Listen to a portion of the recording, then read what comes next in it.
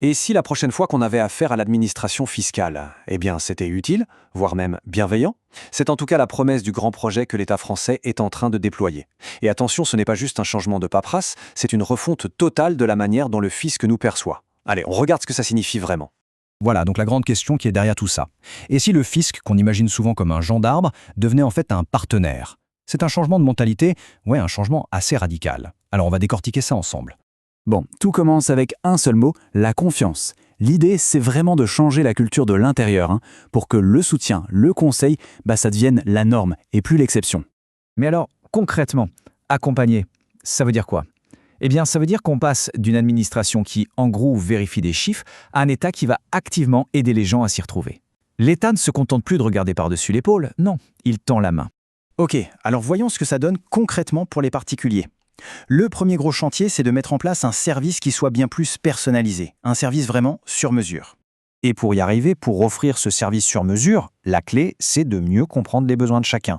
L'idée, c'est d'utiliser la technologie, mais attention, pas pour surveiller, mais bien pour anticiper, pour pouvoir proposer de l'aide au moment précis où c'est nécessaire, et parfois même avant qu'on ait eu le temps de la demander. D'ailleurs, il y a un projet très concret qui illustre bien cette ambition, c'est le projet Événement de vie. Le concept est simple, on se base sur les grands moments, une naissance, un déménagement, pour simplifier automatiquement toutes les démarches administratives. Et le calendrier, il est déjà posé. Après une phase de définition, l'outil devrait être complètement opérationnel d'ici 2027. Allez, prenons un exemple tout simple. Un couple déclare une naissance. Hop, immédiatement, le système ajuste le taux de prélèvement à la source. Mais ça va plus loin que ça.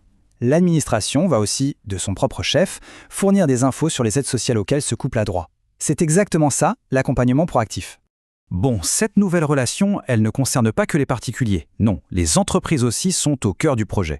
L'ambition, c'est la même, devenir un vrai partenaire à leur côté. Alors l'objectif, c'est quoi? C'est d'étendre les dispositifs de conseil, de partenariat, en visant surtout les PME, les petites et moyennes entreprises. Et puis il y a aussi un soutien plus poussé qui est prévu pour celles qui sont en difficulté. Et attention, ce ne sont pas juste des paroles en l'air. Les objectifs sont chiffrés, ils sont très clairs. D'ici 2027, le but, c'est d'accompagner 8500 PME avec un soutien fiscal sur mesure. C'est un engagement vraiment concret pour aider le tissu économique. Pour les plus grosses boîtes, les ETI et les grandes entreprises, on va même encore plus loin. Le plan, c'est 160 partenariats qui seront formalisés. On passe vraiment d'un simple échange à une collaboration en bonne et due forme. Mais au-delà de tous ces chiffres, ce qui est vraiment intéressant, c'est l'indicateur de réussite. L'objectif final, c'est un taux de satisfaction de 80%. Ça veut dire que le succès, on ne le mesurera pas juste au nombre d'entreprises accompagnées, mais à leur satisfaction réelle. C'est la qualité qui prime, avant tout. Allez, troisième et dernier grand volet de cette stratégie, le partage d'expertise.